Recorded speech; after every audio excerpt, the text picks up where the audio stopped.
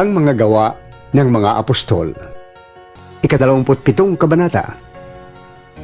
Nang mapagpasyahang maglalakbay kami papuntang Italia, si Pablo at ang ilan pang bilanggo ay pinailalim sa pamamahala ni Julio, isang kapitan ng hukbong Romano na tinatawag na mga sundalo ng emperador.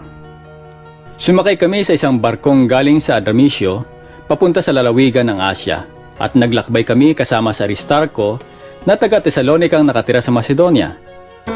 Kinabukasan, dumaong kami sa Sidon. Naging magaan ang loob ni Julio kay Pablo.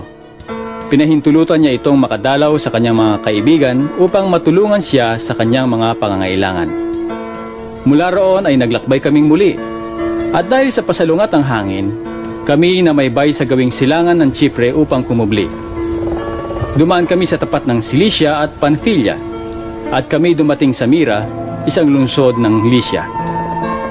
Ang kapitan ng mga sundalo ay nakakita roon ng isang barkong buhat sa Alejandria papuntang Italia, at inilipat niya kami roon. Mabagal ang aming paglalakbay. Tumagal ito ng maraming araw at nahirapan kami bago nakarating sa tapat ng Sinido. Buhat dito ay hindi namin matahak ang kalawakan ng dagat sapagkat pasalungat kami sa hangin. Kaya't nagpunta kami sa silangan ng Kreta na kubli sa hangin. Nagdaan kami sa tapat ng Salmon.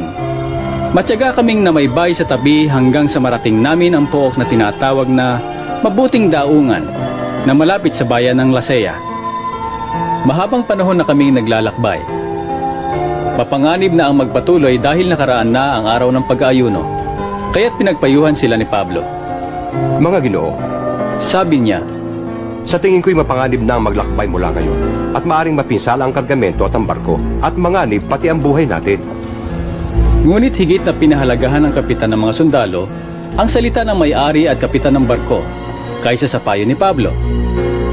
Dahil hindi mabuting tigilan ang daungang iyon kung panahon ng taglamig, minabuti ng nakararaming magpapatuloy na sila sa kanilang paglalakbay sa pag-asang makakarating sila sa Fenice. Ito isang daungan sa Kreta at nakaharap sa hilagang kanluran at timog kanluran. Umihip ng marahan ang hangin buhat sa timog, kaya't inakala nilang maaari na silang umalis. Isinampa nila ang angkla at sila'y namaybay sa Kreta. Ngunit di nagtagal, bumugso mula sa pulo ang isang malakas na hangin mula sa hilagang silangan. Hinampas nito ang barko at dahil hindi kami makasalungat, nagpatangay na lamang kami sa hangin. Na makakubli kami sa isang maliit na pulo na tinatawag na Cauda. Naisampa namin ang bangka, ngunit nahirapan kami bago nagawa iyon. Nang maisampa ito, tinalian nila ng malalaking lubid ang barko. Ngunit natakot silang sumadsad sa buhanginan ng Sirte, kaya't ibinaba nila ang layag at kami nagpaanod na lamang. Patuloy na lumakas ang bagyo, kaya't kinabukas ay sinimulan nilang itapon sa dagat ang mga kargamento. At nang sumunod na araw, itinapon din nila ang mga kagamitan ng barko. Matagal naming dinakita ang araw at ang mga bituin, at di humuhupa ang napakalakas na bagyo. Kaya't nawalan na kami ng pag-asang makakaligtas pa. Dahil matagal nang hindi kumakain ang mga nasa barko, tumayo si Pablo at nagsalita. Mga kasama, kung nakinig lamang kayo sa akin at di tayo umalis sa Kreta, hindi sana natin inabot ang ganito. Ito ngayon ang payo ko. Lakasan ninyo ang inyong loob, sapagkat walang mamamatay isa man sa inyo. Kaya nga lamang, mawawasak ang barko. Nagpakita sa akin kagabi ang isang anghel ng Diyos. Ang Diyos na sinasamba ko at pinaglilingkuran. Sinabi niya sa akin, huwag kang matakot, Pablo. Dapat kang humarap sa emperador. Alang-alang sa iyo'y ililigtas ng Diyos ang lahat ng mga kasama mong naglalakbay. Kaya tibayan ninyo ang inyong loob, mga kasama. Sapagkat nananalig ako sa Diyos na mangyayari ang lahat ayon sa sinabi niya sa akin. Lamang, mapapadpad tayo sa isang pulo.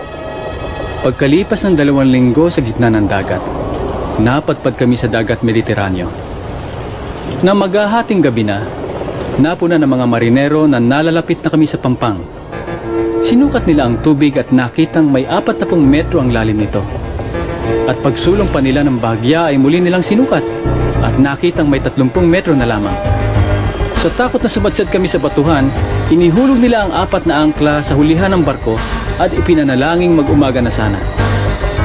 Tinangka ng mga marinero na tumakas mula sa barko, kaya't ibinaba nila sa tubig ang bangka at kunwari maghuhulog ng angkla sa unahan. Ngunit sinabi ni Pablo sa kapitan at sa mga sundalo, Kapag hindi nanatili sa barko ang mga taong yan, hindi kayo makakaligtas. kaya't nilagot ng mga kawal ang lubid ng bangka at hinayaan itong mahulog.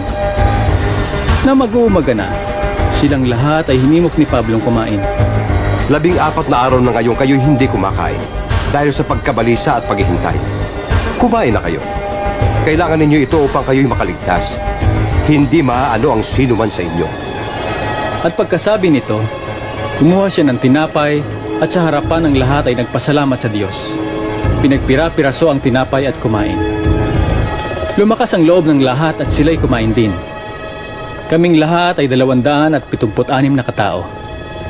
Nang mabusog sila, itinapon nila sa dagat ang kargang trigo upang gumaan ang barko. Nang mag-umaga na, nakatanaw sila ng lupa, ngunit hindi nila alam kung anong lugar iyon. Napansin nila ang isang dalampasigan at binalak nilang igawi doon ang barko kung maaari. Kaya't nilagot nila ang tali ng mga angkla at iniwanan na ito sa dagat. Kinalag din nila ang tali ng malalaking sagwan at itinaas ang layag sa unahan upang ang barko'y itulak ng hangin papunta sa dalampasigan. Ngunit nasadsad ang barko sa dakong mababaw. Bumaon ang unahan ng barko kaya't hindi makaalis. Samantala, ang hulihan naman ay nawasak dahil sa kahampas ng malalakas na alon. Binalak ng mga kawal na patayin ang mga bilanggo upang walang makalangoy at makatakas. Subalit ibig ng kapitan ng mga kawal na iligtas si Pablo, kaya pinagbawalan nito ang mga kawal. Sa halip, pinatalon niya sa tubig ang lahat ng marunong lumangoy upang makarating sa pangpang. Ang iba inutusan niyang sumunod na nakahawak sa mga tabla o piraso ng barko. At kaming lahat ay nakarating sa dalampasigan.